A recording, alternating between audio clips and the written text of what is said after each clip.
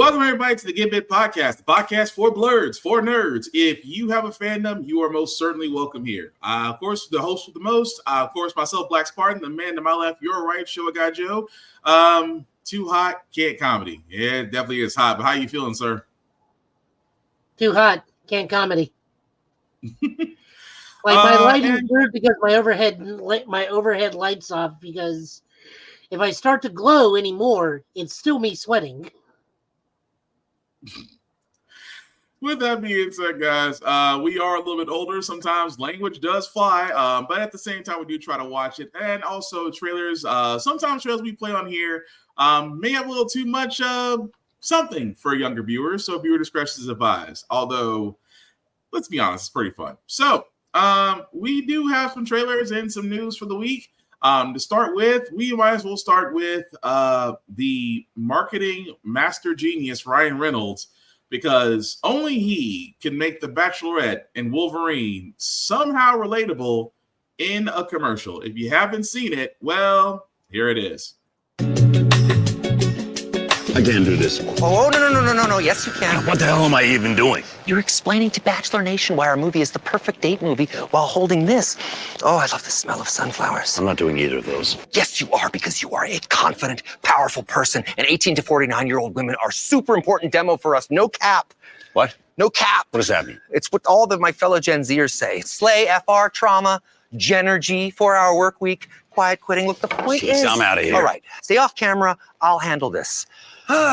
Hey Nation, Deadpool here again to tell you that our movie has everything you love. We really zoom into complex relationship dynamics. There's ample amounts of cheeky humor. And in the end, well, I'm not going to lie, it was quite a payday for us. You promised me The Bachelorette was coming. I made a lot of promises, buddy. And I'll tell you, you are delivering. Come again. Again, how is it that, for reasons beyond my comprehension, Deadpool and Wolverine is definitely going to be the movie that everybody wants to see. Of course, we do know that's coming out very soon, a couple of weeks from now, July 26th. Commercials and marketing aside, it's going to be everywhere. So, there's really nothing more I can say of that, except that I'm looking forward to the next commercial that's going to have those two in it. But Joe, what more can we say to this? The fact that, if you have a commercial, why not have Deadpool or Wolverine or just Deadpool behind it? You're muted, Joe. I'm guessing no cap means no butt, or no Captain America butt. So we'll go with that. We'll run with that. Yeah, no cap, no lie. I always love it. I love when you see a Canadian use American slang. It's just like, and then they really go into we just need that 1849 demographic. It's very important to us.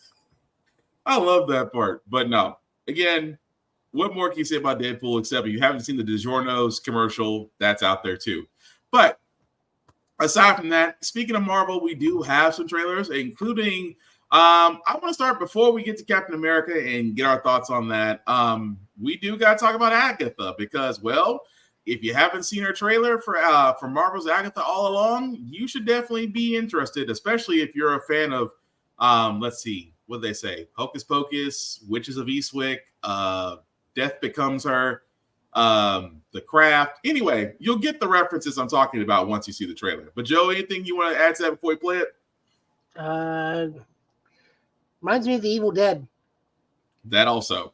Anyway, here's Marvel Television's Agatha all along.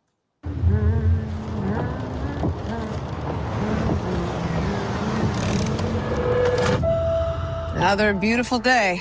Surprised to see you out here, Detective. Jane Doe, found her down here by the water. Cause? Blunt force trauma. What happened to you? I have a lead in the case, but I can't shake this feeling I'm seeing it wrong.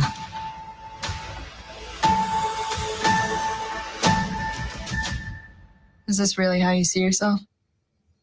That witch is gone, leaving you trapped in her distorted spell. Claw your way out.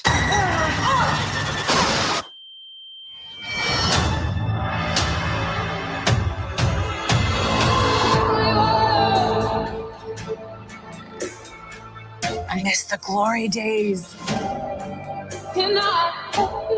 She took every bit of power I had, but I can be that witch again. Well, the gang's all here. Let's hit the road.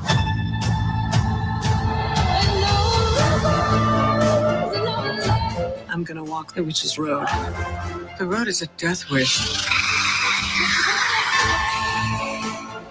Join me.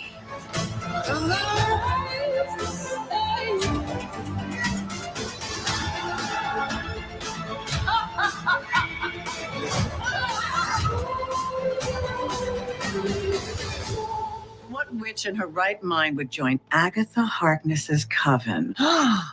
Not looking for right-minded witches, as it happens.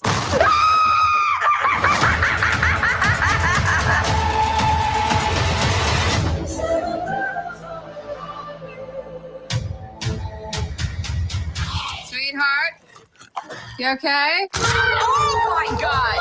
Whoa! What's she doing? Where's she going?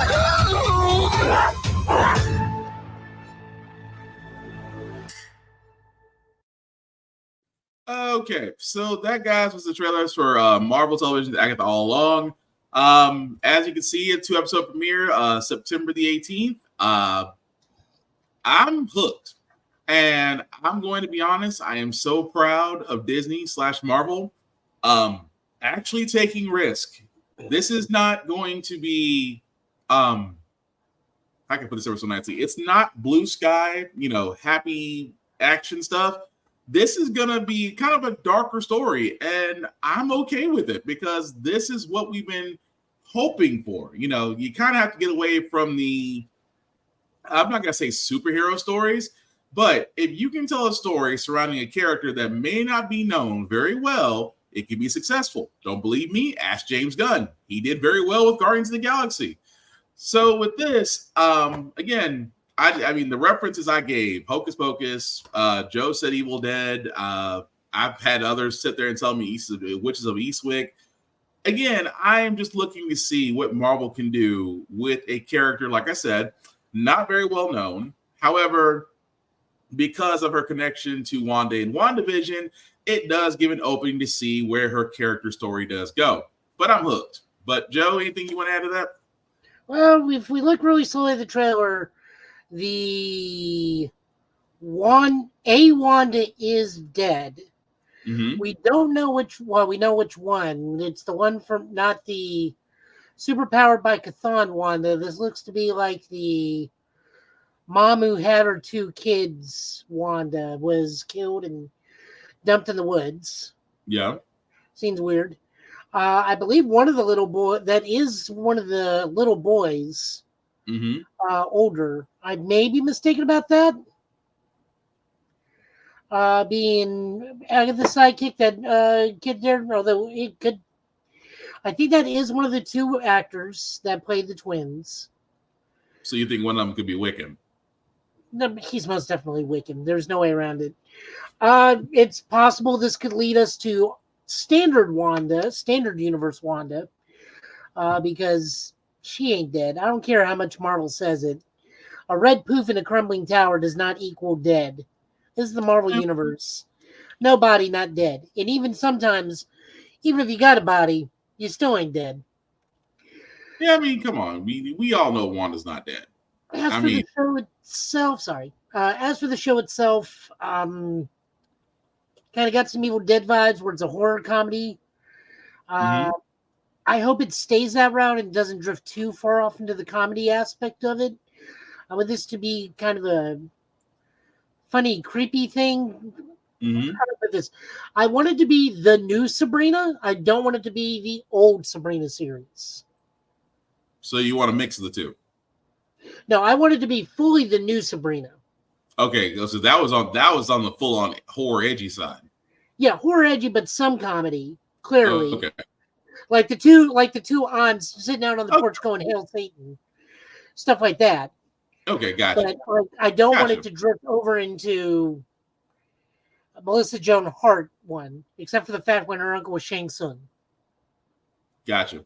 No, that makes sense, and I'm the same way. I do want it to, like I said, I want Marvel to stick with the horror side. I want them to stick to that side and tell a story. I don't want it to have to say, I don't want you to water it down. I don't want you to make it kid friendly, because there are some stories in Marvel that are not kid friendly. And I am not against the fact of them wanting to push the envelope. So we'll definitely see come September the 18th for the first 2 episodes and really go from there.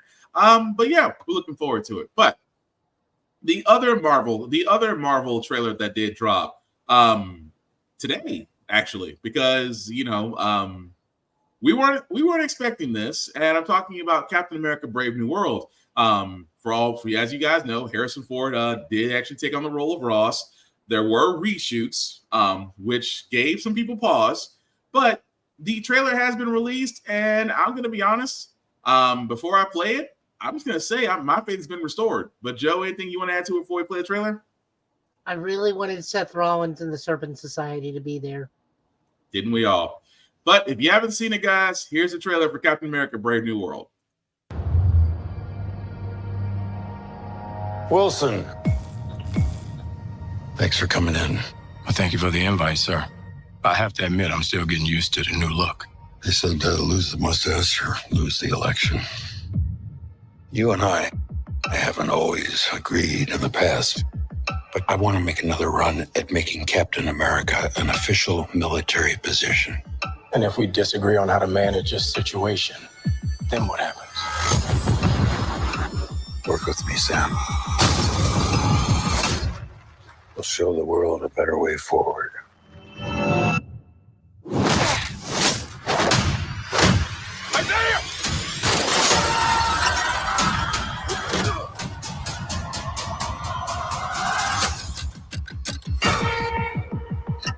Sir, your inner circle's been compromised. Either you can't see that, or you don't want to. What if it's a trap? Global power is shifting. You're just a pawn.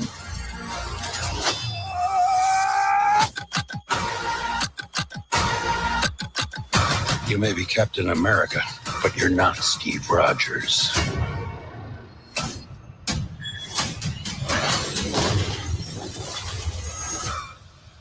You're right. I'm not.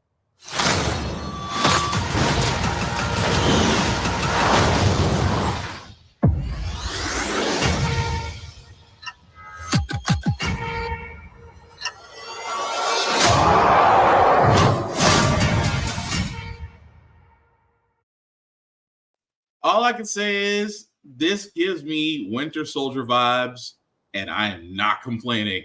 That, guys, you can see, was the trailer for Captain America: Brave New World. Will be in theaters, if you believe it, February 14th, 2025. So I guess it's Valentine's Day. But again, to take away from this, guys, if this is the direction they're going into, kind of giving a Winter Soldier feel, I'm not complaining. I love the fact that we are going to see Harrison Ford as now President Ross, because, again, he does become president in the storyline. And you're going to see the next Falcon. Of course, the guy that was, I forgot his name already, who played also aside Sam Wilson's character in The Falcon and the Winter Soldier. So he's basically going to be taking over the Falcon mantle. And, of course, to see Isaiah Bradley also get his role. And, again, how it looks like he may or may not have attacked President Ross. And at the very end, we see Red Hulk. I mean, what more can we say of this, Joe? We also saw Giancarlo Esposito. Yeah. What role has he been cast in? I have a guess. They didn't say officially because I was trying. I say he's Bad News Pete. You say who? I think he's basically the ex-SHIELD soldier, soldier known as Bad News Pete, because his connection to almost everybody in the MCU, and I keep thinking he's him. Because they did not say, they still haven't said who Giancarlo Esposito's who Mr. Giancarlo's character is. They didn't say his name, they didn't say the character. All you see is a guy that looks like he might be the main protagonist, or at least close to it. But that's my guess. Because, like they said, because according to Mr. Esposito, he said nobody will really figure this out At the same time, he also has a television series. So this movie is not the only thing he's going to be in. So whoever he is casted as, I'll give it to Marvel. They must have got the same people that was on the GTA League, because nobody has said anything about his character. But the movie, the tone, I mean, it looks great. I just hope, and I'm going to be honest, I kind of hope it gets a harder rating than PG. I'm okay with PG-13.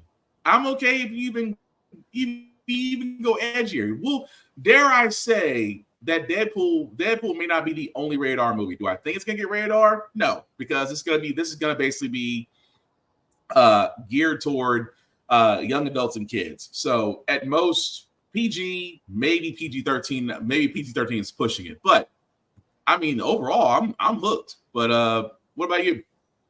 No, I got the same vibes from it. Definitely Winter Soldier-esque, more of a political thriller with some superheroes rather than a superhero movie with some political thriller.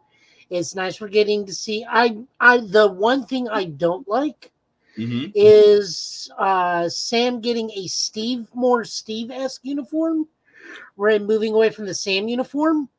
I think that's the biggest issue I have. Because when I think Sam Wilson, Captain America, I think white uniform. I don't think blue. Yep. I'm guessing that's because he takes the president up on his offer and he has to get the standard government issue captain uniform. So I'm wondering if it's going to go white uniform, blue uniform, white uniform.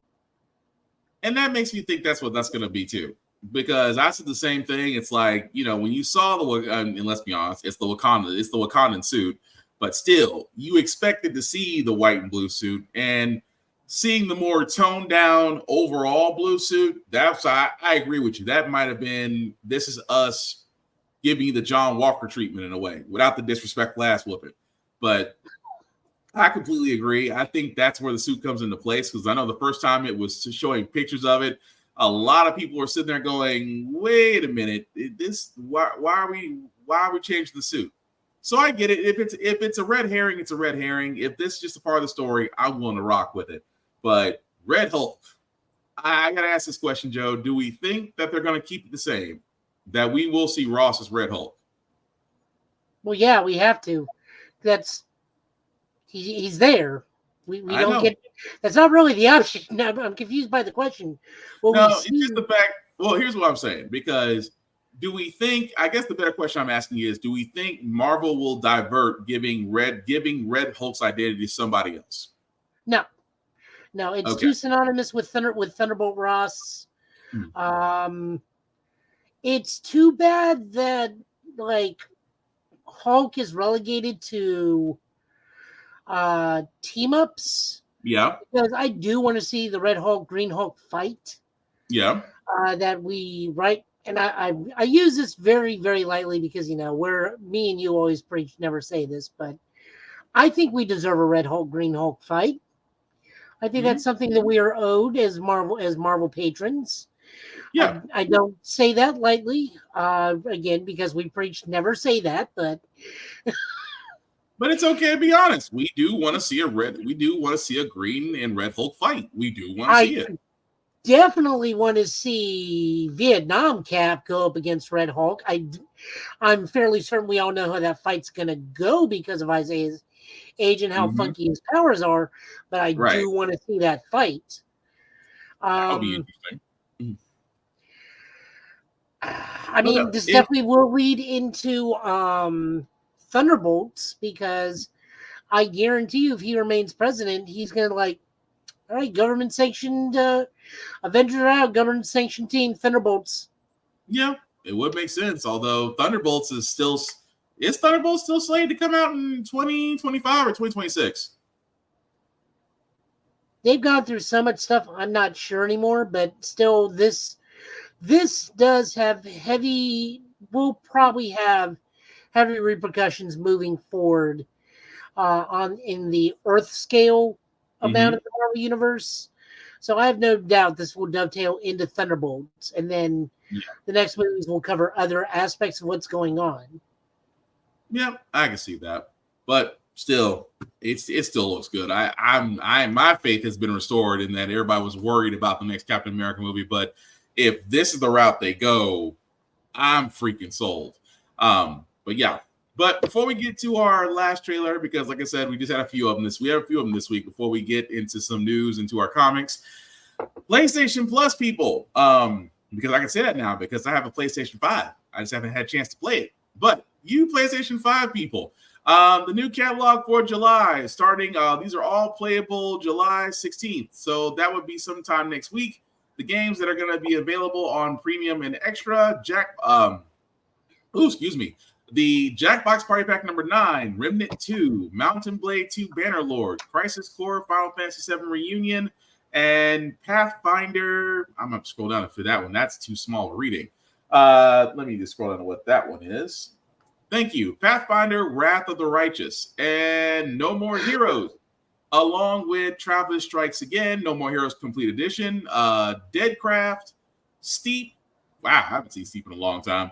And also on the PlayStation Premium VR Classics, you have Job Simulator, Summoner. Ooh, wow. That's a long time ago. Ratchet & Clank Size Matters, Jean d'Arc. Oh, really? That'll be available in the VR and Premium. So again, not a bad haul this month. We got some banger stuff this month. Yeah. I need to play Remnant 2. I've been hearing nothing but great things about it. Jackbox, if you've done a Jackbox game, they're just fun. They're fun to play with a party pack. Let's just be honest. You're just there to play a non-sponsored version of what's that one card game? Everybody that's hyper offensive. Cards Against Humanity. Yeah, you're just there to play a digital version. Turn whatever game you're playing into a Cards Against Humanity game. That's all it is. Yeah, still fun though. No More Heroes, because I just remember that. I just remember that from Nintendo. That was fun. I really want to play 3. Say what? I really want to play 3. I still have to get to that eventually. Now Crisis Core, Final Fantasy VII Reunion. I still want to play that. I have yet to have a chance to play that, so I'm looking forward to that. And Pathfinder, again, I can't speak on that, and I can't speak on Mountain Blade 2 Bannerlord, but I can assume if they're in the catalog, somebody plays them. But all of these will be available depending on your PlayStation Plus subscription, July 16th. Anything we want to add to that on that one, Joe? Well, we can segue by talking about subscriptions into our next big news item. Oh yeah, if you're a Microsoft fan, you're gonna be mad. Yes, because Game Pass, the one thing that we basically told Microsoft that you got right, the same thing that we told Microsoft, hey, making day one games available on Game Pass was actually a great idea. The fact that you sat there and saw PlayStation go through all these tier subscriptions and looked and laughed and said, haha, you're basically trying to do what we've done. Well, apparently Microsoft decided to take a page out of PlayStation because starting July 10th, actually 2 days ago, these price changes will go into effect for Xbox Game Pass Ultimate, Pass Core, and PC Game Pass. Here's the problem. Game Pass for console will no longer be available for new members. Members who are already subscribed to Game Pass for console, have automatic payment renewal enabled, will be able to continue their membership. So if you do have Game Pass for console and you have auto pay, you're grandfathered in until that removes. However, here's the problem that a lot of people are going to be very, very perturbed, if you will. Oh, no. So hold up before we get into that. Okay. So I listened to Video Game Apocalypse today. Mm-hmm. It's even worse than we thought. Oh Lord. So before we get into the price tiers, because remember, Xbox was very simple on Game Pass. You either had games for gold or you had Ultimate. That was it. Right. You could also go out and prepay ahead. You get like however many years and pay it outwards. Yeah, they're only doing, as of 2 days ago, you can only pay in advance 13 months ahead only. Now, if you've gotten more outward prior to that, they will honor that. But for anybody who's trying to get ahead of this deal, it's too late. You can only get 13 months advance subscription service. But what do they say? This basically was the net, and I'm quoting Video Game Apocalypse. God bless those guys. They do the hard work, so I can just copycat them here on the show. But I will always at least credit my stuff. The best quote I've heard is, "This took what was initially Netflix for video games and turned it into every streaming service with ad tiers." Fully agree with that. Fully agree with that analogy. I fully agree with it. Because yeah, it's that bad. And people, and this is the thing is, if you don't believe me, let me just read off individual tiers of this. Yeah, the tiers is what's going to kill you. So, Xbox Game Pass standard tier for new members, $15 a month, will not include access to day one releases, EA Play, Game Pass for PC, and cloud gaming. $15 a month, and you only get access to the library. However, the library is limited if you cut out EA Play and Game Pass for PC, which means that you cannot use this for PC gaming. And forget saves because you don't have access to cloud gaming. For $15 a month, Game Pass Ultimate will be going. Again, includes everything that are there. Basically, what a lot of people have, because for a lot of us, we were happy paying $19.99 a month. However, that price is going from $17 a month to $20 a month. And Xbox Game Pass Core, which offers online access, and of course the library is smaller, is going from a yearly subscription of $60 to $75. And of course, if you do want to get it monthly, you still can get it for $10. PC Game Pass is increasing its pricing from $10 a month to $12, but that PC Game Pass will still include day one releases. So, as Joe so eloquently put it, welcome to Netflix with ads. Now, here's my thing, and I say this all the time. I don't understand why Microsoft is doing this outside of the fact that they are trying to squeeze more money. They're trying to squeeze more money out of gamers. Now, again, if like Joe said, you either had gold or you had ultimate, people could actually pick and choose what they wanted to go buy. That's fine. I know for me, I loved Ultimate. I love the library. I love the fact I can play online. I love the fact it was only $16, $17 a month. Cool.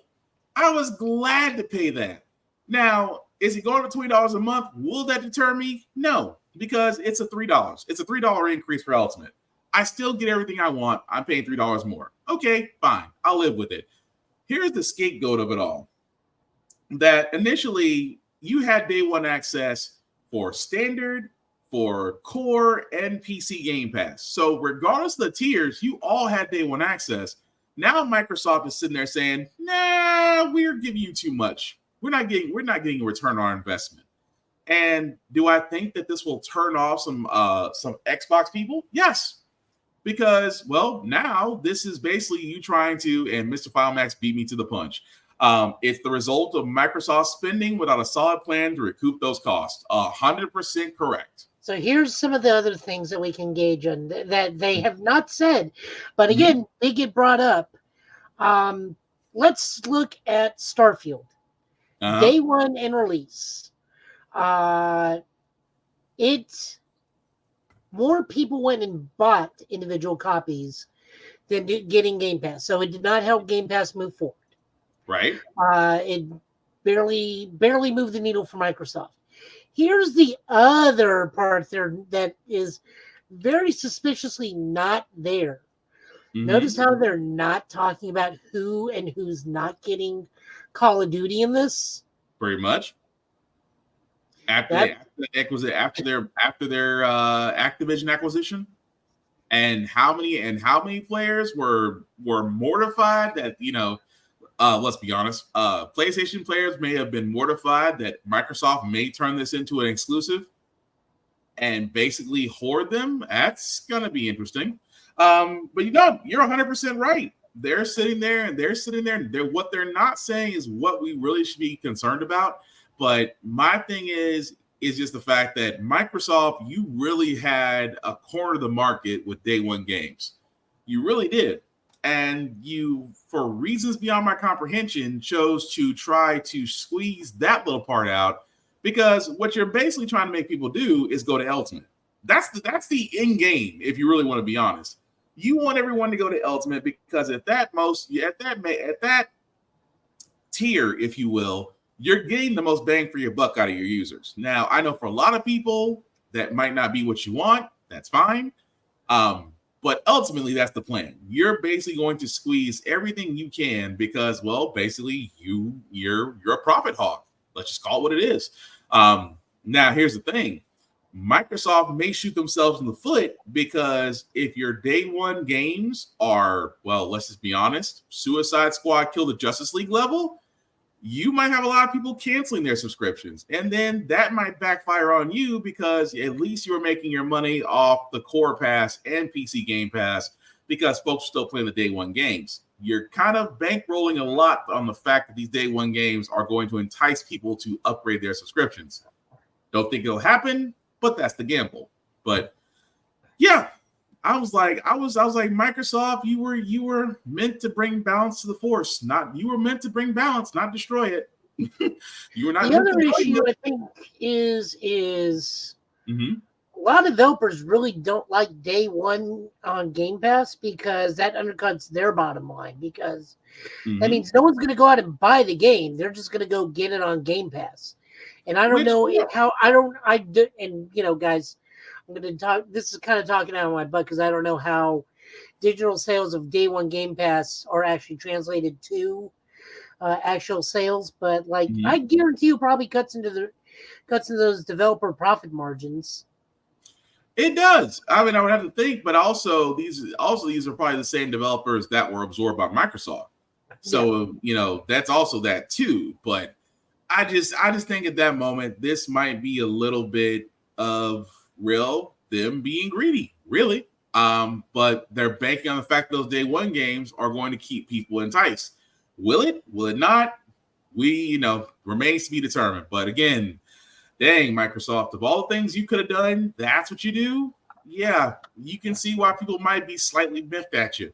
But again, we'll see.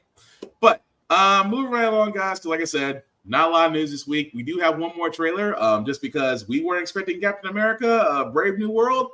We were not expecting Gladiator 2. And I'm going to be honest, after watching this trailer, I might actually watch it just because Denzel Washington basically played Training Day Denzel Washington in a Roman movie. You'll see what I'm getting at very soon.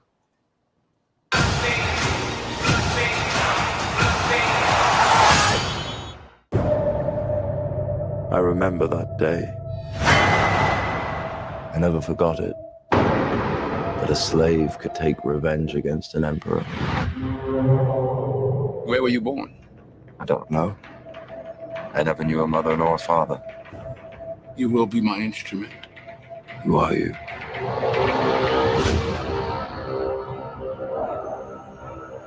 Did you hear that crowd? The greatest temple Rome ever built. The Colosseum. Because this is what they believe in. Power.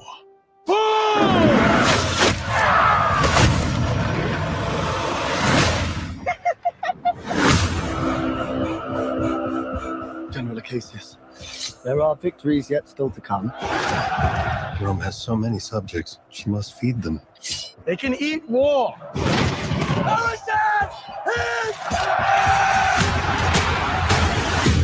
The arena turns slaves into gladiators, the gladiators into free men. You have something in you. I knew it from the start. Did you now? Rage. That rage is your gift.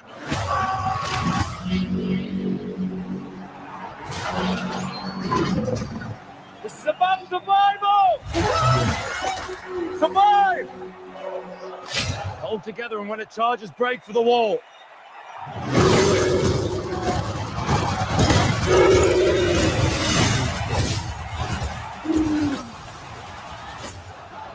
Whose head could I give you that would satisfy this fury? The entire Roman armies. Too much. The general will do. Rome must fall. I need to only give it a push. Will we make it out alive?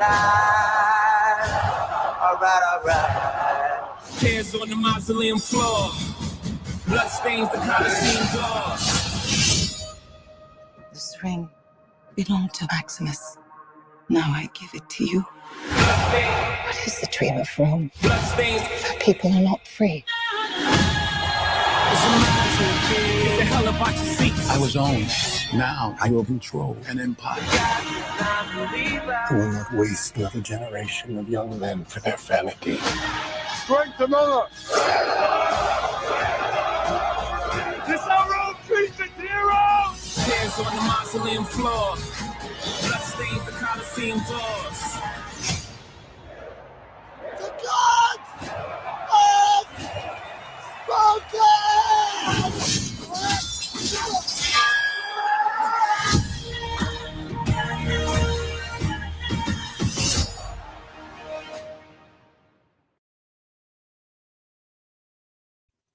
Oh, sorry, guys. So that was the trailer for Gladiator 2. As you can see, will be theaters November 22nd. Now, again, I have sat there and said that, I was worried because I love the first Gladiator. I thought Russell Crowe did an amazing job. I thought Joaquin Phoenix played a great villain. The fact that I think it was almost now 4 or 5 years ago, give or take a number, that Ridley Scott wanted to do a sequel to Gladiator 2, and everybody's like, not really sure where you're going to go with on this one. Trailer does look good. I kind of got Training Day vibes because Denzel was kind of like, I just want to just overthrow the empire, and you got an unknown character that apparently really remembers Maximus, and Mr. Final Max is kind of curious how they got from Gladiator to the sequel. Me too. Just because of how the first one ended. But I'm gonna be honest, the action looks great. I'm willing to give it a shot. Come November to watch it. But Joe, any thoughts on that? That new character's name is probably going to turn out to be Judah Ben-Hur. Judah. I was gonna say. I thought you were gonna go with Spartacus for a second, but no. Oh God. I just He's got his own problems. I mean, it would be interesting and corny at the same time, but still. But no, it does. I mean, like I said before, it's gonna they're them explaining the story, the sequel wise and how it relates to the first one. Yeah, that's gonna be a little hard to pull off. Is the action gonna be there? Yes. Who doesn't love gladiator fights? I mean, they have to go extreme. I mean, the first one was tigers. This is now with rhinos. We're gonna see. But again, I'm just looking forward to it. But yeah, Joe, anything else you want to add to that besides Denzel just being Denzel? Why is this even a thing? Look at it this way. We could have another Winnie the Pooh murder movie. Oh, beats having a cowboy movie, so sure. I'm just saying we could have what they call that, Blood and Honey Part 2. I think we could have that made into a comic that's crossing over with the Bambi horror movie. I still want a Where's Waldo serial killer movie. That's just me. That to me makes sense. Why not do a character that you have to find, and he finds you and he kills you? The mystery goes on. It's like Freddy Krueger with a picture book. It writes itself, but I digress. And you're right. They did put a boat in the Coliseum, and then that actually showed in the trailer too. But yeah, it just looks like it's going to be over the top, and that's fine. I can dig it and work with it. Also, like I said, we don't really have a lot of news outside of possible Double Dragon coming out, but we don't really have a lot of news on that. That's just kind of been put out there in the verse to see who actually gets attention to. Inside Out 2 was actually a good movie. I actually went to go see it with kids, so that was definitely fun. And yeah, college football, EA Sports is going to be making its way back. That's going to be that. I can't wait for the chat rooms on that one. But there is one other thing I did want to talk about, Joe, before we go into comics, and I wanted your opinion on this. X-Men, and then it just popped in my head. X-Men 97. Again, actually, I'll take this back. That was a terrible segue. X-Men 97 actually has a new writer. This writer was Matthew Chauncey, who actually wrote for Marvel's What If. He's actually going to be taking over season 2 of Marvel's X-Men 97, which has been very well received. Because Bayo de Mayo, which we all thought he was coming back, we all thought that he was talking with everybody after each episode, giving everybody homework to actually, get prepared for the series, which we did find out that, he's not coming back. So Matthew Chauncey is taking over for the next season, and it seems that they've already done some rewrites as they're setting up for season 2. Now, here's the one thing, Joe, I wanted to ask you, because again, we talked about X-Men 97 on here from beginning to end.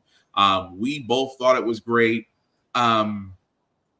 Because now it's got a different writer. And don't get me wrong, Marvel's What If series has been great. Should we be worried that we're not going to get the same caliber of writing, or is it the fact that, hey, this guy's already proven himself, let's give him a shot with this? Well, DeMeo already did season 2 and gave a lot of the scripts and outline and drafts. So my question is we know where season 2 starts. Depending on where season ends 3, this can go multiple different ways, because this dude's going to be the main writer for season 3 and probably season 4, the final season. So, it's just kind of dependent on how season 2 ends and what they set up for the coming down the road. Right. This guy's fine in the grand scheme of things. He wrote decent stuff, what material he was allowed to use, because, guys, you have to have permission to use certain things and whatnot, because Feige does have a continuity, is a continuity snob, even though he's wrong about what world this is. But, both me and Ms. Marvel will always be there to correct him. But, like I said, you got to know, we need to know where season 2 ends. Right. If it ends in, Days of Future Past, probably not this dude. If it ends at Krakoa, maybe. If it ends somewhere else, I don't know. Where's another good one to do it? If it somehow ends in House of M, okay, we are in his wheelhouse, because that is a what-if style universe. We just need to know where season 2 ends. So that's going to make the world of difference with this writer, because we know Brian DeMeo had his hands in season 2. So we can confidently say we're fine. Even with the scripts being revised, it's still his overall vision until we get to season 3. Then season 3 is its own thing. So, like I said, if we end up in someplace darker, maybe not this guy, because the darkest he got was Marvel Zombies, which was fine. It was, but it was more. He's looking. This dude, I want to say, is a bit more grandiose and whatnot. And don't get me wrong, he did a great job. We've had Ultron Supreme, Peg Supreme, Sinister Strange, great characters. Some very small, great worlds for a very small amount of time, but those are different worlds in small bites, not a whole overarching season. So, and this dude's strong suit is what if to us. I don't know what else he's done. So, if it leads into House of M, I think we're safe with this dude. If it leads into anything else, I don't know. Need more Bruce Campbell and Marvel Zombies. Yeah, I could see that. But he was there. He was the reason for it. Well, I mean, he was there wasn't he there in I'm trying to remember the exact scene. Right before Captain America showed up as a zombie, wasn't he the person? Wasn't he the one voicing one of the characters? Probably, but I mean, in the comics, Ash is the reason for the Marvel Zombies. Yeah, he is. But yeah, I'm the same way. I'm willing to give the guy a shot. Like you said, he established himself on What If as a writer, so the man can write episodes. Could he write them could he write him? I mean, let's kind of be honest. We're not going to possibly get the same degree of production per se as far as writing goes. I mean, they're going to throw budget-wise, animation should be good. Animation, that area, design should be fine. The writing that we were getting, it's going to be, I want to say that it's going to be slightly different, but it just depends on how they go with. Like you said, it depends on where they start. But I'm willing to give the guy a shot to actually see what he does because, like I said, X-Men 97 can open the doors to other animated series. We keep hoping. It's just kind of a wait and see moment. So with that being said, we are going to go ahead and move on to our comic pools, guys. But before we do that, we always do want to show love to Rick's Comic City. If you haven't been to Rick's Comic City in the Nashville area, especially if you're in the Middle Tennessee area, you definitely should. They show us love because we show them love. They have been Nashville's #1 go-to place for comics, collector items, anime, mangas, you name it. Definitely been doing that for like #1 for the last 7 years. They have 2 locations, one in Nashville, one in Clarksville, Tennessee. Definitely check them out. And of course, their web shop there at rickscomiccity.com. Let them know the guys at Get Bit sent you. It doesn't get you any discounts, but again, you see our mugs on their television, so they show us love. So we want to show them love. And kids, we have said this many a times on this show. Read the banned books. We know you guys right now are enjoying summer vacation, at least for the next couple of weeks anyway, before you go back. You're probably going to notice in your library or wherever you do get your books, there's going to be a section there's going to be in librarians who set this up, a section called banned books. Do yourself a favor, read them because there's something in banned books you definitely should know. They don't want you to know to expand your mind, expand your creativity. Reading is fundamental. I cannot stress that enough as an adult. So please, guys, read the banned books, support your local libraries, support your local comic book stores. And if you're in the Nashville area, definitely support Rick's Comic City. Trust me, you will miss these places once they're gone. But Joe, I see that you're setting up so much for the comics, right? Are we not talking about Blerdcon? I was going to kind of say that toward the end, but okay. I was just like, why are we not talking about it? It's in the title. Yeah, that's more of a plug, but I was saving that toward the end. just because again, our other partner, Tafari TV, he's currently at Blerdcon. So again, if you are in the Washington DC area, definitely check out Blerdcon. It is happening right now. If you do see Tafari TV or Chris Fury or Lady Mandalore or Geek by Heart, just some of the names that are associated with us in Blerd's Eye View, definitely check them out. Say hi. Be kind. Don't make it creepy. That's all I'm asking for. But again, Blerdcon is going on. If you don't know what Blerdcon is, let me just show you guys really quickly. Blerdcon is a con that is currently going on in Washington, D.C. Basically, the term is Summer Madness. It just started this Friday, July 14th, and will go on until Sunday on the 14th. You can definitely still purchase your badges there, guys, and you can go onto their site at Blerdcon TV, or you can go onto the Blerdcon. You can actually go onto the Blerdcon site on YouTube, and there's actually a stream going on right now through Blerd Station that you can actually watch interviews and things of that nature. So if you're not able to make the Blerdcon, or if you're not in the Washington, D.C. area, definitely go to blerdcon.com, look up Blerdcon on YouTube, and you'll be able to see all the festivities, interviews, and things of that nature. So definitely check it out. But again, if you are in the Washington, D.C. area, guys, I implore you, check it out. Again, if you've never been to a con, you highly should. They're definitely fun. So, but yeah. But with that being said, we're going to go ahead and move on to our comp pulls of the week. So I see, Joe, you're queued up. Whenever you're ready, sir.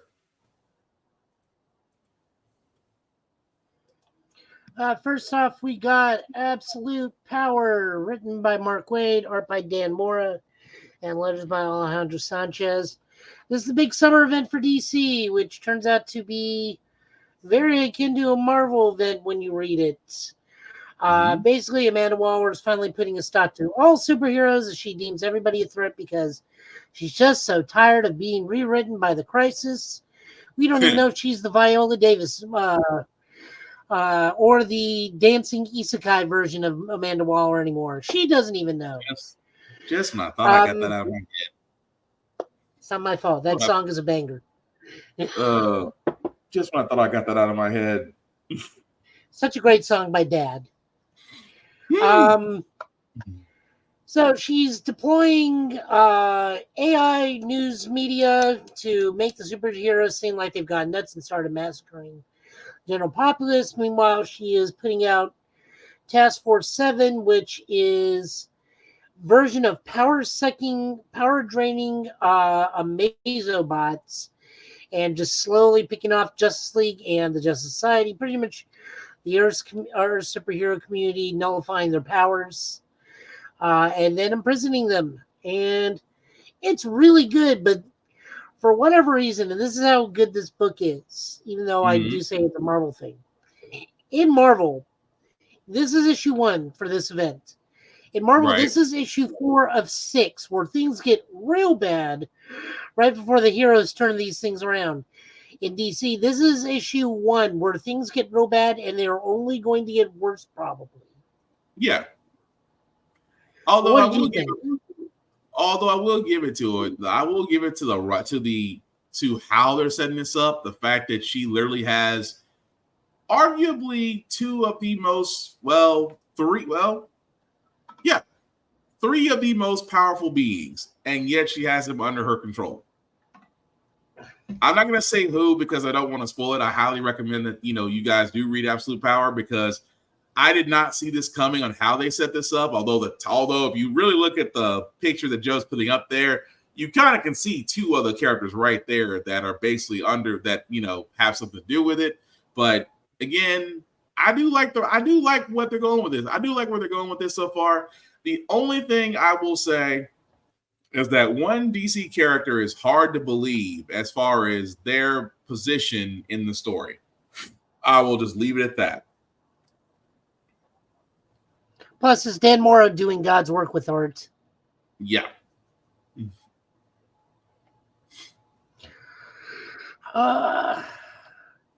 Okay. I missed one page, but we are looking at the interior for Task Force number 7, Task Force 7 number 1, Last Son. Each issue is going to be about one of the Amazobots. This is based around the Superman Amazobot, known as Last Son. This is written by Leah Williams with art by Caitlin Yarsky and colors by Alex Gumries. Basically, Amanda has deployed the Superman Amazobot Last Son with Parasite against Parasite's will and consent to the Rock of Eternity to ensure that they have full control over the Rock Eternity and all of its magical contents, as well as to ensure the capture of Billy Batson and the Marvel family. Good fight. We learn what's probably going to be the undoing of this entire bout, because while fighting Black Adam, it seems like the Last Son has murdered Parasite, and he starts to feel bad about it. And Malekith's like, oh, when you take their powers, you don't just take the powers, you kind of take other attributes. And man, nobody likes anybody dying worse than Superman. Right. But, I'll say good book. This kind of hints at what will be the undoing of all the Amazos or Waller's plan potentially already, but, that's just hinted at. I enjoyed it. Oh, no, it was definitely that. Like I said, I was worried at first because, again, whenever DC does some sort of crossover event, we didn't really need another Night Terrors, and Infinite Crisis is either hit or miss, but I do like Absolute Power. I do like where it's going with this. I just hope they keep that pace up. I hope. It's a very small amount of time too, so it's not like Night Terrors where Night Terrors interfere with every book. Right. Like just ground all the storylines to hold. Like in these books, like we're about to look at Green Lantern. Green Lantern's overall story is still moving forward. It's just Earth is dealing with absolute power, but everything else going on in space is still the Green Lantern story. Gotcha. Yeah. So at least it doesn't feel like everything's tied into one event. So it makes sense. Yep. Speaking of which, Green Lantern number 13, Absolute Power tie-in. Mandalore has King Shark beating the crap out of Hal Jordan because they're trying to learn how Hal Jordan had even got a ring and powered it. This is written by Jeremy Adams with pencils by Fernando Parson, ink by Claire Albert, and colors by Ramon Fernando Jr. So on Earth, Hal is captured and depowered. We don't know what happened with Carol. In space, Jessica Cruz catches up with Silac, and we see that Kyle's in the corner looking a little colorful as his uniform is literally shifting colors of all the rainbow. That man's about to become a White Lantern again. There's no other way of saying this. We are also... Someone did something to Koger, so Sinestro's still pissed, got the red ring, and now we have a new Lantern Corps being introduced. It's the Grey Lanterns, the Corps of Sadness. I'm willing to give it a shot. So here's how I defend this. Here's how I will defend this. Sadness is an emotion. Yes. As much as I like the White Lanterns and the Black Lanterns, life and death are not emotions. They are states of being. I mean, I'm not disagreeing with you. I'm not, but sadness as a great, I'm just like, you know what? I'll give it a shot. Maybe it gets explained. Maybe we see more of a demonstration. I'm willing to give it a shot. Yes, I mean, I'm fully on board. We have not, guys, we have not had a new Lantern Corps introduced since Robert Venditti took over and made the other Lantern Corps, or, actually made the Yellow Lanterns an official thing. Right. But we have not had a new corps introduced since the Robert Venditti era, where all the red, the blue, the pink, the violet, the indigo, all that stuff got introduced. So, a new corps coming in, that's fine. Sadness is an emotion that tracks. It's part of an emotional spectrum. Sadness is on the range of emotions, so so we get. Does that mean their anthem is that one Black Parade song from whatever? Welcome to the Black Parade by My Chemical Romance. Yes, that's it. I can see that. It's like every time they come in, just like that music immediately starts playing. Oh, at least the piano. I can see that. Heck, actually, you know what? I think we might get writers' ideas. It'd be like the Different Sports Evil Incorporated theme song. I can kind of see that, but I can see just, why is there a piano playing every time we enter the room? Hey, y'all enjoy the Black Parade, in this case, the Great Parade. But no, I can see that. That would actually be kind of funny. And then we also get some other stuff. We learn what Theos, the president of the United Federation of Planets, what his big plan is and how he got raised and whatnot. Overall, a good issue. I like where things are going in the Green Lantern, but now it's finally starting to turn around to where I enjoy it, because it's focusing on a greater aspect of the universe. I just don't like it when it's only focusing on, and it doesn't even have to just be Hal. I mean, even when it was Kyle, the book was about Kyle and Jen, or Kyle and the rebuilding the Corps, or Kyle, John, and Jen, or Alan. Like, I like when the world is about a universe or the Corps. I don't like it when it's about a single lantern. And even when it's Hal, I don't like. We all know my thing with Hal and thing, but like, I like that the book is moving more, not away from Hal, but expanding beyond just Hal. Yeah, I can go with that. We do know your hatred for Hal Jordan, though. Yes, I cannot stand him. He is so one note.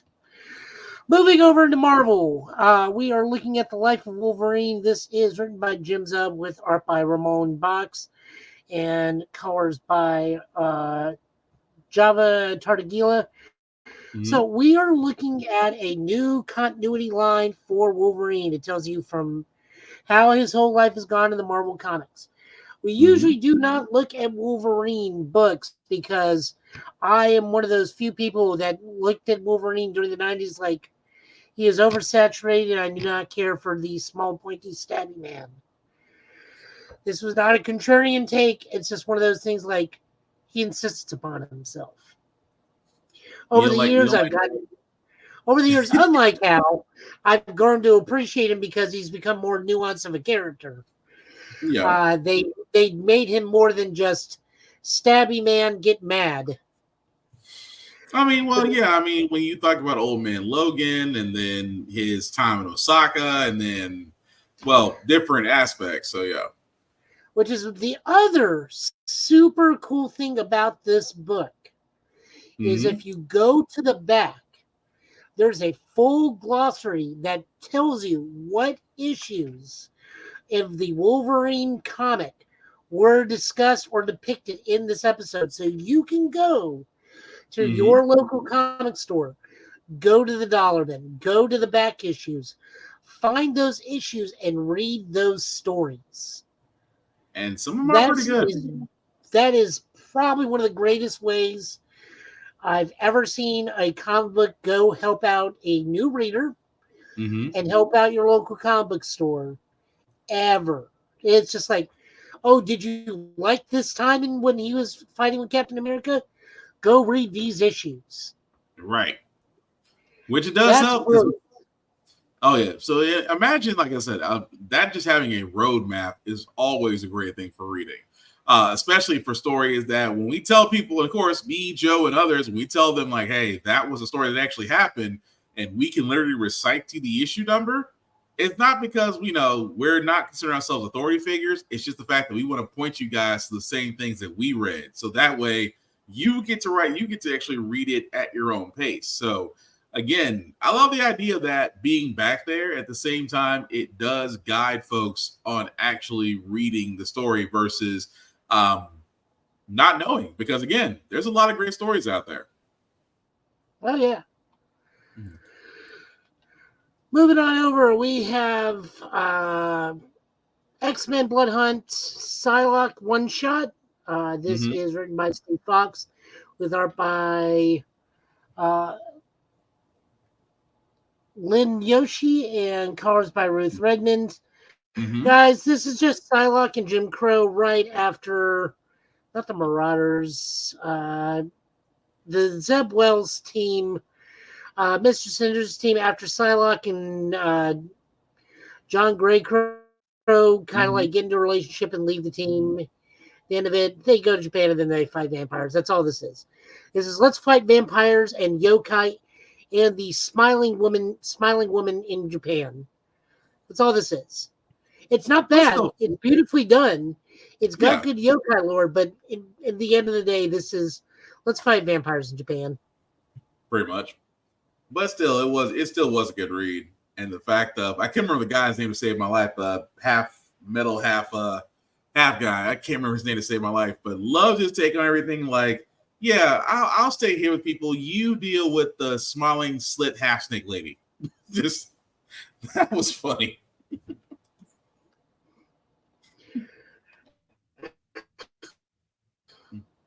Moving on over, we got Doctor Strange, number 17. This is also Blood Hunt Time. This is also the penultimate issue of Doctor Strange because after issue 18, we're moving forward with potentially a different Doctor Strange book or a different book involving Stephen and Clea because there's potentially he may not be the Sorcerer Supreme at the end of Blood Hunt. Oh yeah, because of I'm gonna shut up. We didn't say what happened at the first one. I did the first one. I'm shutting up. Yeah. This is written by Jed McKay with art by Pascal Freire and colors by Heather Moore. The long story short, Mordo is trapped into the mirror world with Bats the Hound and Clea's two snakes. We learn about the tiger god for cats.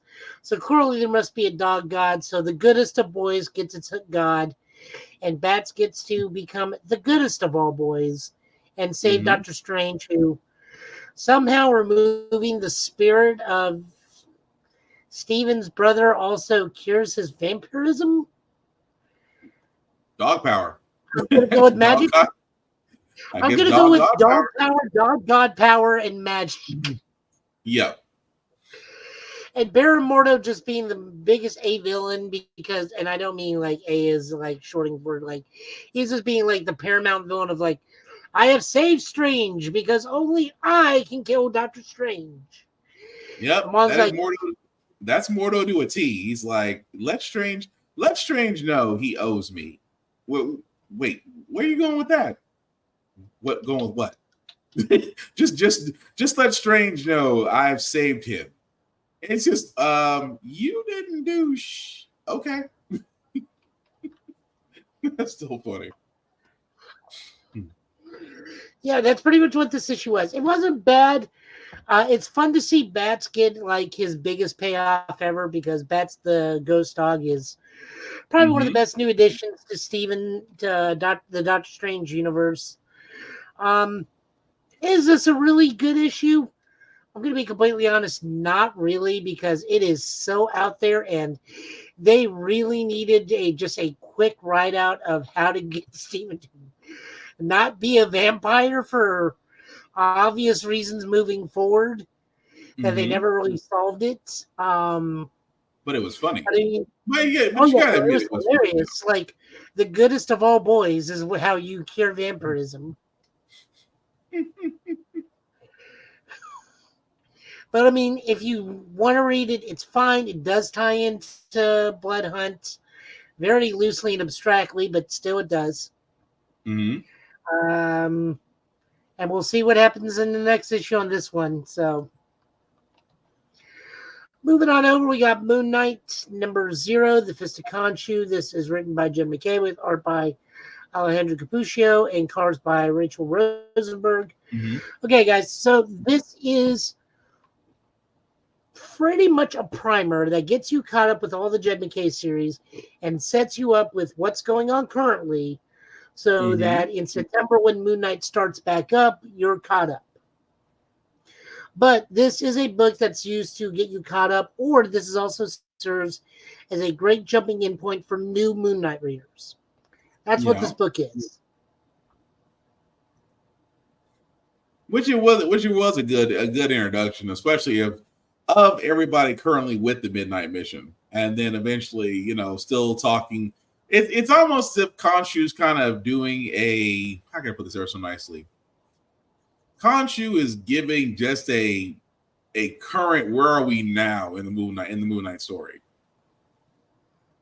So I will say that, but no, you're right. It's a good catch-up issue if you've never read Moon Knight or you haven't been keeping up what happened previously as far as his fight with the Order. But yeah, it's a good starting point if you did want to hop back in. Moving on over, we have Annihilation 2099. This is written by Steve Orlando, which we will be interviewing very soon, like in a couple weeks, very soon. Art by Abram Robertson and colors by Niraj Menon. We get to look at the Nova of 2099 as he comes to the aid of a small town being assaulted by symbiote, a space gang that is being taken over by symbiotes. We learn the identity of this new Nova, which I don't really enjoy who they picked. I understand the reason why they picked Wolverine to be the last Nova or the new Nova, but I disagree with that. I feel like we're in 2099. It could have been anybody. It could have been a descendant of Richard Rider. It could have been Sam. Well, maybe not Sam Alexander himself because he would be in his 80s by that point. But like family of Sam. Again, this is just where I feel Wolverine. They use Wolverine when they just don't want to make a new character. But The costume is very cosplayable, and I probably will try and get this done at some point. But Yeah. the story is good. My only issue is that it's Wolverine as one of the last Novas. But that's about it on that one. I do dig it. There's also an issue 2 floating out that just came out that deals with Star-Lord of 2099, who's a space Wakandan Empire refugee who's taken up the name, and she's fighting Quasar the Living Sun. But like this issue, really good, really fun story. I just don't like that it's Wolverine. Nova with claws. Yeah, he pops the claws after he runs out of Nova Force. Mm-hmm. It's just, I admit, it's weird. It is weird. It's fine. Like, the Annihilation thing is great. And again, if you need 2099, you just call Steve Orlando. My, like I said, the biggest issue is just that it, for whatever reason, it's Wolverine. And the weird thing is I won, and I'm gonna ask him this because the last time we saw Nova in 2099, Nova was Conan. Yeah. Because remember, he was cursed to live forever until the soil beneath his feet burned and went into the space near the sun and tossed to earth, and it burned his feet, and he got released from everything. So I wonder if they had to use Wolverine because they couldn't use Conan. Probably so. I mean, it's a good possibility. Yeah. It's a good possibility that may actually been the entire case. I'm gonna have to ask Steve why it was Wolverine. But no, good space book. I enjoy it. It's just my issues with it. Nice. Well, speaking of new things, brand new X-Men. The X-Men have restarted. This is written by Jed MacKay with pencils by Ryan Stegman, ink by J.P. Mayer, and colored by Marty Garcia. Our X-Men are Cyclops, Beast, Magneto, Psylocke, Japanese Psylocke, Kid Omega, Temper, Magic, and Juggernaut. We get reintroduced to a brand new team of X-Men. I like some of the new uniforms. I like that the assault team only consists of Magic and Juggernaut, and they constantly play rock, paper, scissors to see who gets to drop in first, even though the only two on the team. That's still fun. I love it so much. Temper I'm not too familiar with, but I know she was around at one point during the Jean Grey, during the Wolverine, when the two schools split between the Xavier Institute and the Jean Grey School for Higher Learning that Wolverine ran. Yep. We do see that the man in the chair is Magneto, being Magneto from X-Men 97, telling the nice people of Alaska, like, we saved you. Don't make us regret us saving you. Don't let me let you down. I'm sorry. When reading that, that's what went through my head. Don't let me let you down. Pretty much. Meanwhile, the rest of the team are over in Orchis base because they detected 7 mutant life signs. One of them is Wolverine, who just pretty much just tells Cyclops, yeah, I'm not doing this X-Men stuff for a while. I'm out. I'm getting my own book. I'm not part of any of the teams. I'm out. Although the whole fourth echelon, fourth class, cannibalists. Okay, that's different. It's like that's a little different. So Orchis is making their own mutants where it's adults that attain mutant powers, which is bizarre. We maybe due to organ harvesting, because Wolverine you can basically have a whole organ facility out of Wolverine. But very much good start off. Jed MacKay knows his X-Men because, again, Jed MacKay remembers everything. Yeah. But I like this version of the X-Men. I'm excited to own it. I like this team. It's a good team mechanics. My only real issue I have with any of this book is how they drew Beast. It was very bizarre drawings of him. Beast looks like he went to Halloween with eyeliner. It looks like he went a little bit overboard with the eyeliner. Yeah, that was my only issue. I like that Cyclops is full of positive reinforcement for Juggernaut. That was funny. It's like, yes, we know you're Charles's brother, but you can still do good. You're good. Like I am so proud of you right now. Still, that it's odd, but it's funny. It's like we did not expect this from Summers. I don't know what to say. This was a great book. I really, really enjoyed it. Yeah, I'm kind of curious to see where they go with this. I do get X-Men 97 vibes from reading this, and I think it's only because it's still fresh. But yeah, I'm willing to give this a run. This feels like it's going to be a good one. Then moving on over, we got Transformers, written by Daniel Johnson with art by Jorge Corona and colors by Mike Spicer.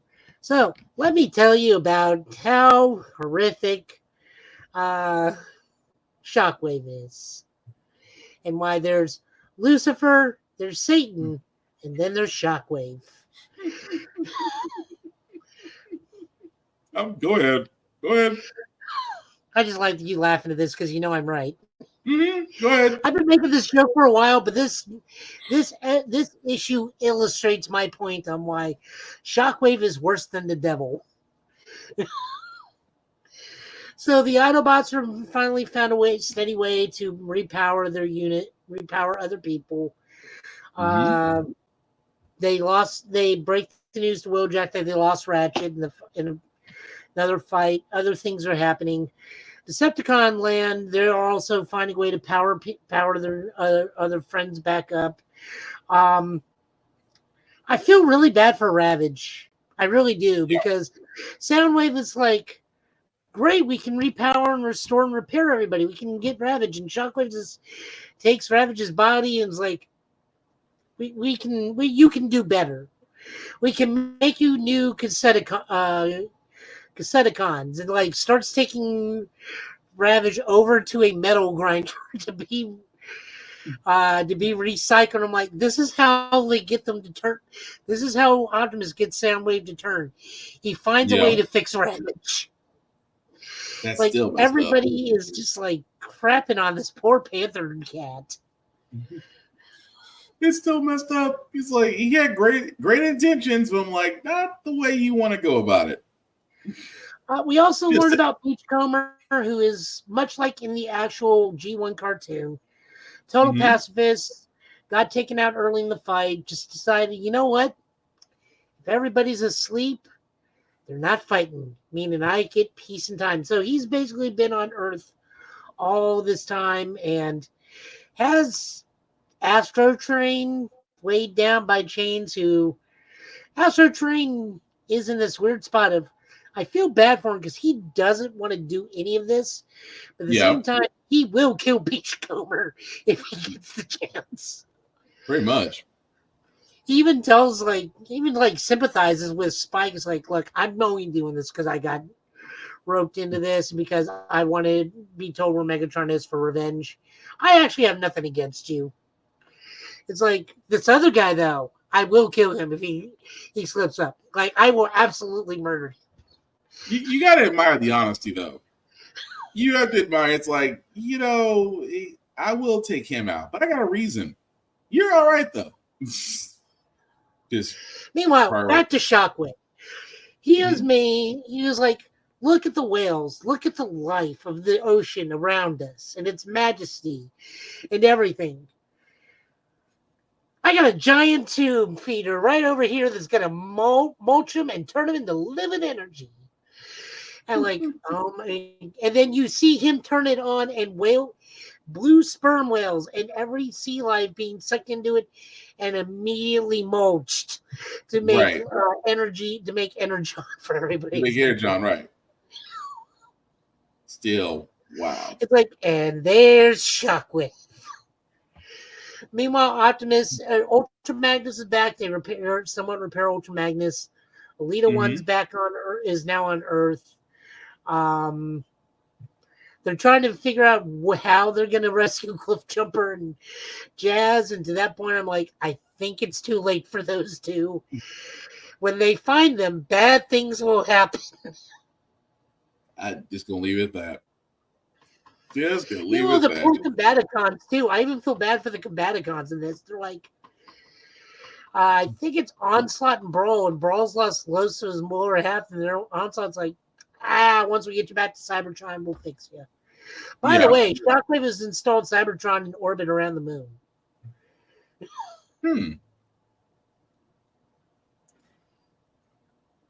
That, you know what? Nope. Not touching with a 10-foot pole. Nope.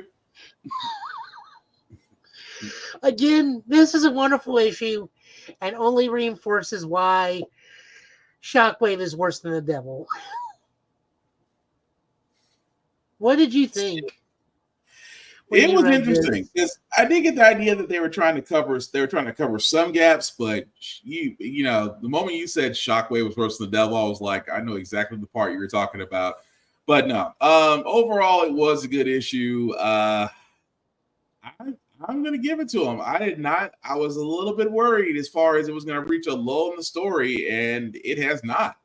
So yeah, I'm definitely digging Transformers Run so far. So probably book of the week for me is probably going to be X-Men. It barely squeaks out Absolute Power just because some of the comedy in there and some of the other stuff and how it ends and whatnot. And plus it's X-Men, so a little bit biased. I did read Spider-Man. It's still bad. Still god awful. But does it have a different artist? It does have a different artist. The art looks pretty good. They are advertising that Joe Kelly is going to be writing some sort of Spider-Man event called The 8 Deaths of Spider-Man, which will apparently be happening after the Amazing Spider-Man run. Can Spider-Man just not have a run where misery doesn't follow him? Are you not familiar with the Parker Luck? I mean, I get that, but it's just like, can we just be different for one day? For one run, let's be different. Yeah, we are. It's called Miles Morales. Damn. I set that bar of expectation. That was on me. I set that bar of expectation right there. That one's on me. But touche.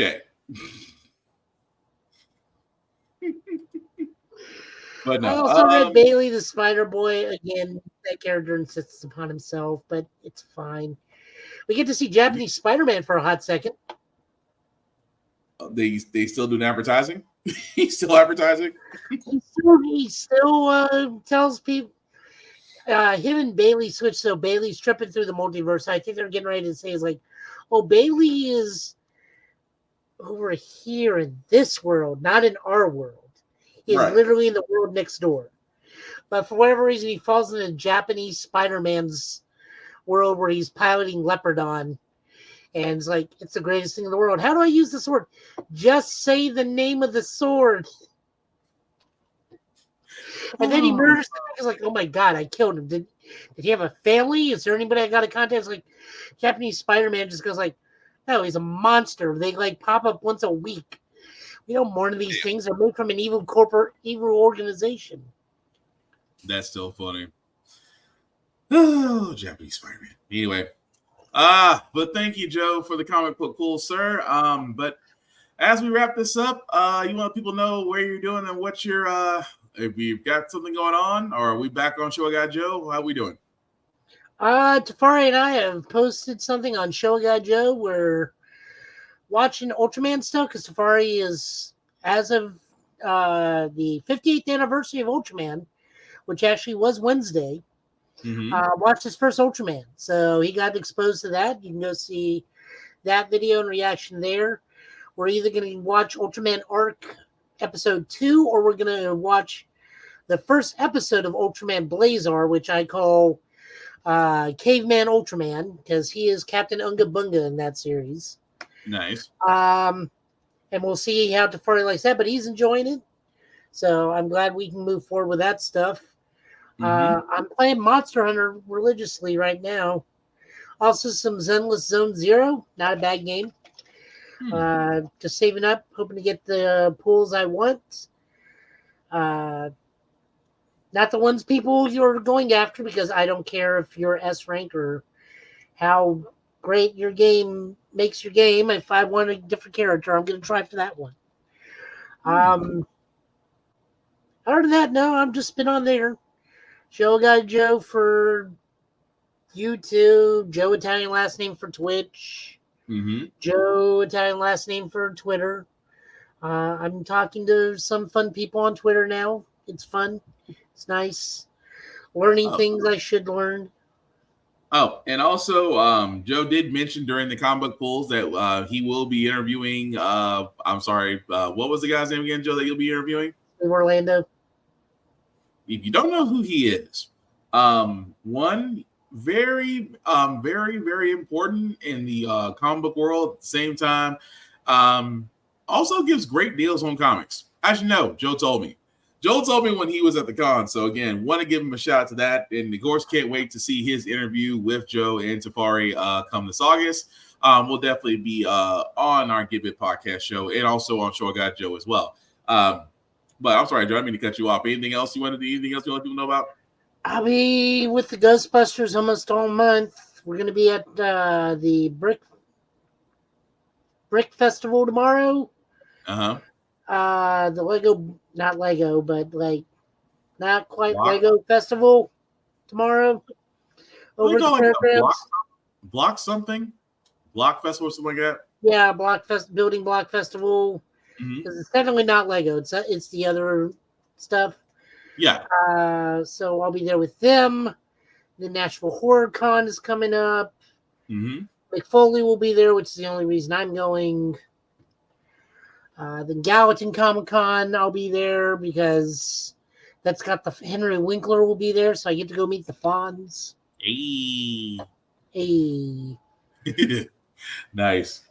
All right. Other than that, I'll just be around. Cool. Well, as for myself, guys, before I do get to myself, shameless plugging as usual. I did want to bring up Blerdcon again, just because, again, I know that we had shown you guys that it is going on right now. I want to show you guys that also on YouTube. You definitely can get live. Once it's live, it's actually not live now. But come tomorrow, you will see a live feed from Blerdcon. So you can definitely go to Blerdcon on YouTube. Or if you are in the Washington, D.C. area, definitely check out Blerdcon there, as they will be there all weekend. Again, it is a very, very, very fun con. Enjoy yourselves. Enjoy others. You'll see some of my crew, some of my folks from Blerd's Eye View out there. Again, tell them hi. Have fun. But if you're not able to go, definitely watch it from the YouTube site. Also, blerdstation.com, guys. I cannot stress this enough. Also there at Blerdcon. Definitely check them out. As we keep saying, this is the place for Blerds and people of color to really bring the content here, to watch it, to have it as our own. Again, $10.99 a month. Support us through the Blerd's Eye View Affinity membership. Any member there, including myself, Black Spartan. $10.99 a month, 36 months, guys. For 36 months, you do get the ability to own a piece of Blerd Station yourself. That's a deal you just can't simply miss. And these folks, a part of Blerd Station, are there at Blerdcon. So if you do want to reach them out in person, just look for their booth. I believe it's on the second or third floor of the Hilton building, but you definitely can't miss them. As for myself, guys, you can usually find me, Black_Spartan615 on the socials. I'm usually a very friendly person. I just have one rule. Don't be weird. I will talk about anything, current news, video games, wrestling, things of that nature. But again, don't be weird. Block buttons still work. And again, I'm not in it. We're trying to be social. We're trying to spread fandoms, things of that nature. But again, don't be weird. That's all I'm asking for. The link that you're seeing at the bottom, I'll make that just a little bit bigger for you guys to see. If you copy and paste that link into your browser, it'll take you a link tree for the YouTube and Facebook groups for Give It Podcast and How I Probably Got Here, my other podcast show that happens every Wednesday at 7 p.m. Like, share, and follow. Literally cost nothing, but would mean the world to us because we simply cannot do this without you. So like, share, follow, subscribe us, not only here, but also on Show a Guy Joe, also on Safari TV, because our other broadcast partner who is currently at Blerdcon right now. So definitely, guys, like, share, and follow, and we will certainly appreciate it. Again, like I said, you usually say about cons, guys, they can be fun, But as I've said before, I do have 3 rules for a con that should be followed at all times. Number 1, respect the cosplayer at all times. Cosplaying is for everybody, regardless of your height, your weight, your color, your preference. The only rule in cosplaying, don't do blackface. That's it. You don't want your ass kicked at a con? Don't do blackface. Everything else, as long as it's not harming nobody and you're not being too lewd in front of younger children, go nuts. Also, rule number 2, hygiene is important, guys. A lot of these places at these cons may be open and free-flowing, but if you've seen Anime Expo just last week, it was nothing but sardines in a can. Hygiene is important, guys. Please wash yourselves. Please put on clean clothes. Please use deodorant because, again, it's hot. We'll know very quickly if you don't have on deodorant because your body odor will enter that door before you do. So, again, hygiene, very freaking important. Also, hydration, very freaking important because right now, if you ain't noticed, it's still summertime. It's still 90 to 95 to over 100 degrees in some areas. Please hydrate because excitement and exhaustion will lead to somebody passing out somewhere in the con. Don't believe me? I've seen it at least happen multiple times. Even at the Con that Joe and myself both went to, along with our other friend Shadow, we've seen plenty of people pass out. Hydration is very important. And number 3 is the same rule that I have for myself as I have for everybody else. When you go to these cons, guys, be nice, be kind. You know, if you want to compliment a cosplayer, please do it properly. If you ask for a picture, they have the right to say no. They're not there for your amusement. They're not there for your enjoyment. But if you're nice and you're kind and you compliment and you ask them very politely, can I take a picture or may I have a picture? I'm going to be honest. I usually say 7 to 8 out of 10 times, you might actually get a picture with them. But it is completely okay if they say no. Please respect them because, again, they're human beings just like you. Don't be a dick. But as we wrap this up, guys, again, we do thank you all for liking, for watching Blame People Notices Live. Our podcast can be found wherever you get your podcast from, whether you watch or listen to. At the same time, guys, we will hopefully be back here next Friday, same Get Bit time, same Get Bit channel. And Joe, any last words we call tonight, sir? Axel F was a good movie. You should definitely watch the new Kiniko Man series. Mm-hmm. Dang, I knew we were forgetting something. I knew we were going to wait for Tafari on those. Oh, right. We are waiting for Tafari on those. Sorry. We are waiting. No, definitely go watch both of those. Kiniko Man is a pro wrestling anime of the most extreme terms of pro wrestling. I don't mean AEW extreme. I mean, like, we're jumping 30 feet in the air to do a muscle driver. Yeah. And that would make Vince McMahon blush. It's like if ECW was animated. I mean old school ECW. I don't mean the modernized one that's out there now. Also, bravo for them for keeping the blood in. I thought they were not going to keep the blood in, but they did. Yes, go watch those too, so you know what we're talking about next week, especially Axel F, which may be the second best of the all 4 of the Beverly Hill Cops, even though nobody likes 3 to begin with. Ooh. I always wonder why nobody liked 3. But anyway. Because he wanted to be serious in 3 as opposed to jokey. Well, true. But we'll definitely cover that once our broadcast partner does return from Blerdcon. And again, guys, the last thing I'll say, we just say about Get Bits, all about fandoms. We love them, we share them, we debate them in a very respectable and healthy way. We don't want to be gatekeepers. At the same time, if somebody's tastes are different than yours, do not put them down. Simply respect it and move on.